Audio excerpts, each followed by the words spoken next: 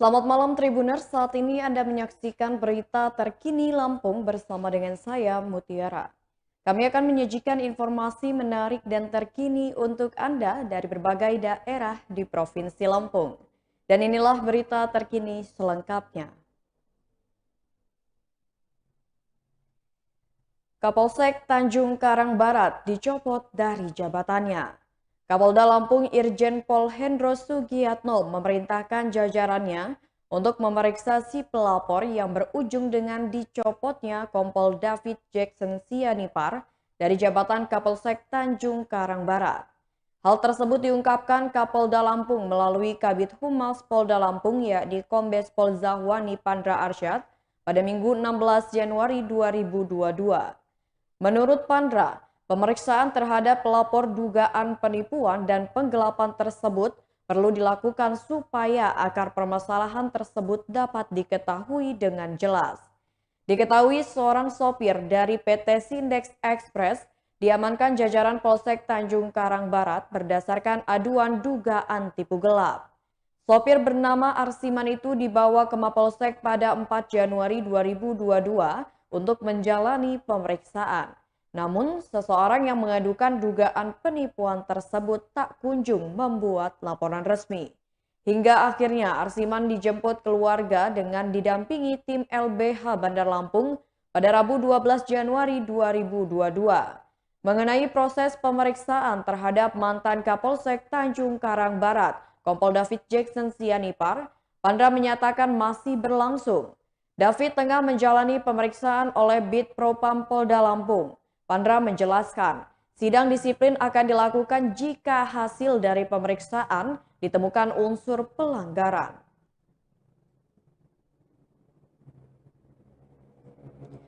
Berita selanjutnya, rumah warga di Tanggamus nyaris terbawa arus sungai. Dapur rumah seorang warga di Kecamatan Bandar Negeri Semong, Tanggamus rawan ambruk karena menggantung di atas aliran sungai Wai Semong. Hal ini terjadi setelah volume air sungai mengalami peningkatan dan mengikis tanggul di Pekon Banding, Bandar Negeri Semong pada Jumat 14 Januari 2022 sore lalu. Akibat luapan air sungai, tanggul sepanjang 500 meter kini nyaris terkikis habis. Bahkan rumah Herlianti, seorang warga setempat, nyaris terbawa arus sungai. Kini bagian belakang rumahnya sudah menggantung di atas aliran sungai tersebut. Menurut Herlianti, akibat hilangnya tanggul, kini dapur rumahnya harus dibongkar guna mencegah kerugian yang lebih berat. Ia mengaku selama ini kondisi tanggul memang masih ada meski tanda-tanda ambles sudah terlihat. Namun besarnya air pada Jumat lalu mempercepat perkiraannya. Ia hanya berharap pembuatan tanggul cepat selesai sehingga bisa menyelamatkan dapur rumahnya dari seretan air sungai. Herlianti mengaku membuat rumah di pinggir sungai karena terpaksa. Hal itu karena tidak memiliki dana. Untuk itu dirinya hanya berharap deritanya tidak makin berat. Penanganan tanggul di sekitar lokasi ini sebenarnya belum sepenuhnya tuntas. Pasca sepekan sebelumnya tanggul di sisi seberangnya tergerus air sungai. Hal itu mengakibatkan air meluap ke pemukiman masyarakat. Dan kini kondisinya nyaris serupa meski belum sempat membanjiri permukiman. Menurut Kepala BPBD Tanggamus, Edian M. Toha, saat ini untuk pembuatan tanggul di lokasi tersebut sudah ada 3 alat berat ekskavator. Ia mengaku sebenarnya jika volume air tidak tinggi, maka pembuatan tanggul bisa cepat selesai. Sehingga penanganan di lokasi tersebut hanya bergantung pada volume air sungai.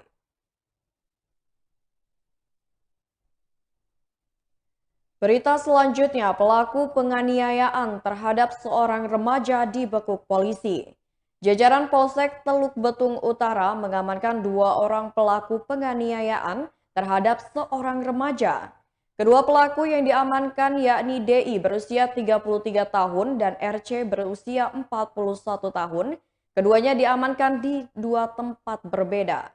Kapolsek Teluk Betung Utara, Kompol Robi Wicaksono menjelaskan, tersangka DI dan RC diduga melakukan penganiayaan terhadap korban seorang remaja berinisial AF berusia 14 tahun.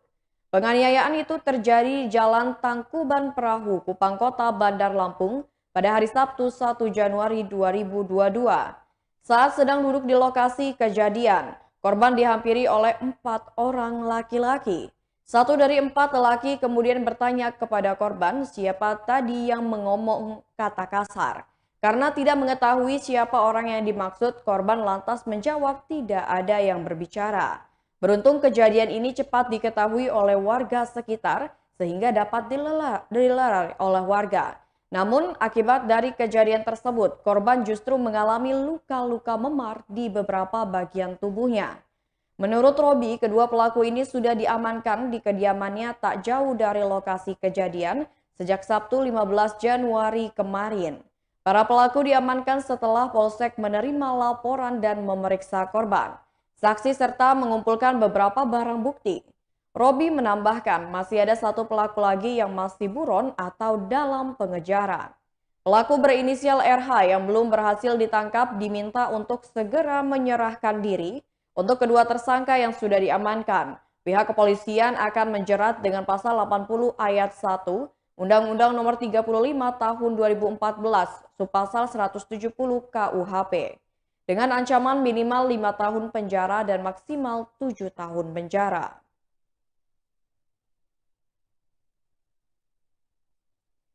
Berita selanjutnya, pelajar di Pesawaran terlibat kasus pencurian.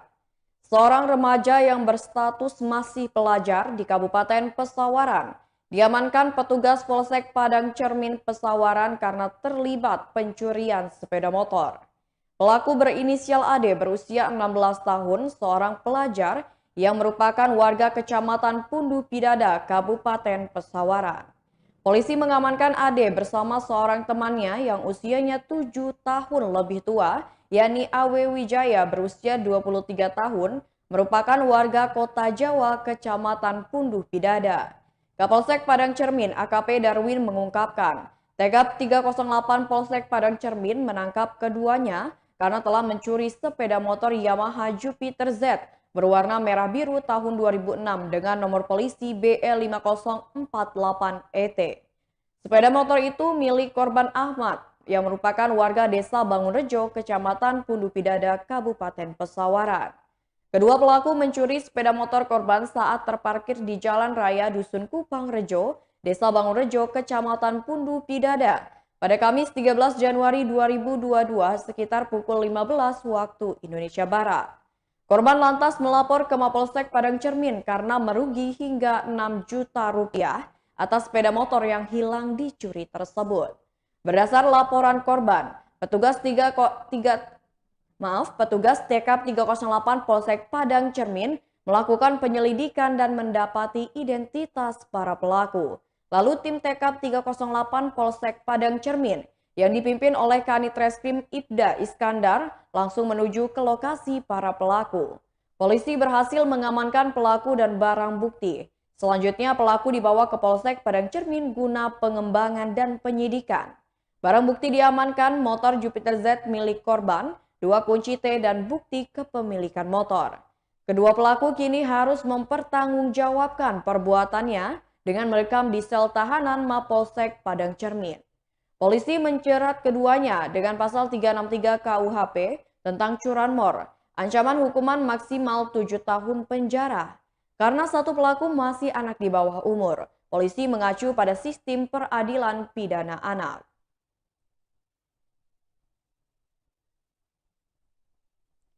Berita selanjutnya, diduga sakit hati, seorang penjaga makam di Tulang Bawang lakukan penganiayaan. Seorang penjaga makam berinisial PD berusia 25 tahun alias FD merupakan warga kampung warga Makmur Jaya, Kecamatan Banjar Agung, Kabupaten Tulang Bawang, dibekuk petugas Polsek Banjar Agung.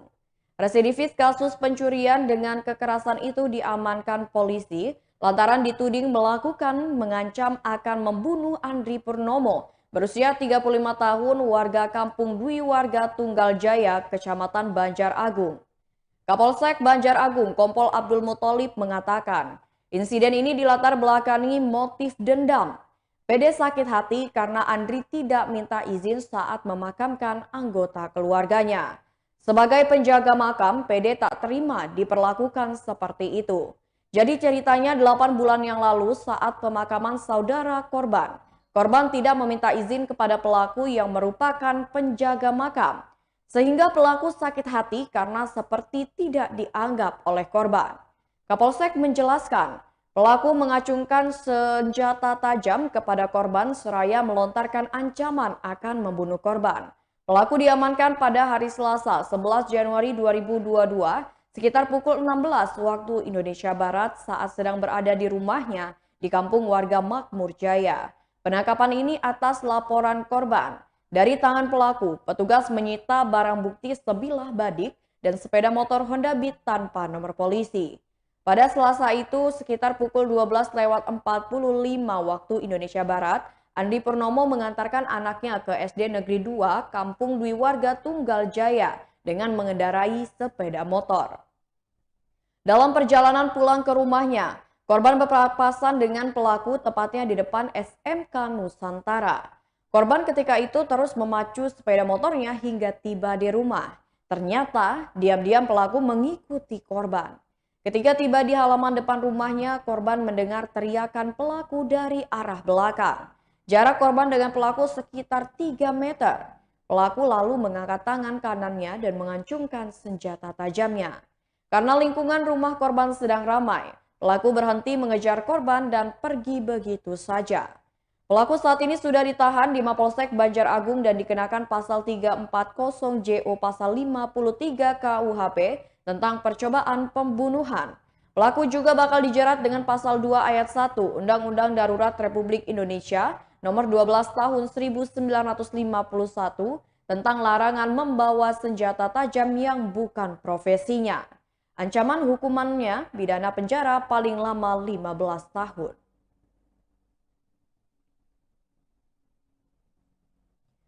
Berita selanjutnya, Diskes Lampung Timur mulai gelar vaksinasi booster.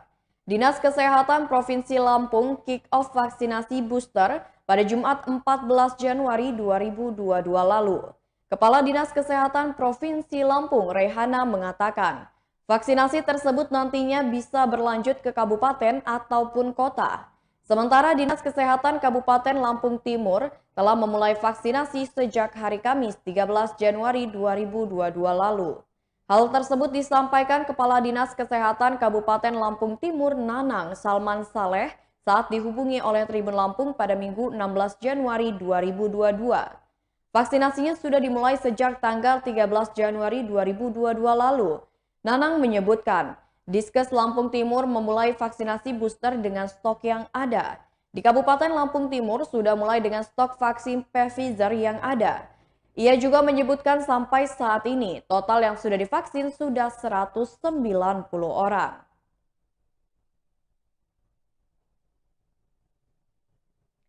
Baiklah Tribuners, itulah berita terkini Lampung bersama dengan saya Mutiara. Selamat malam dan sampai jumpa.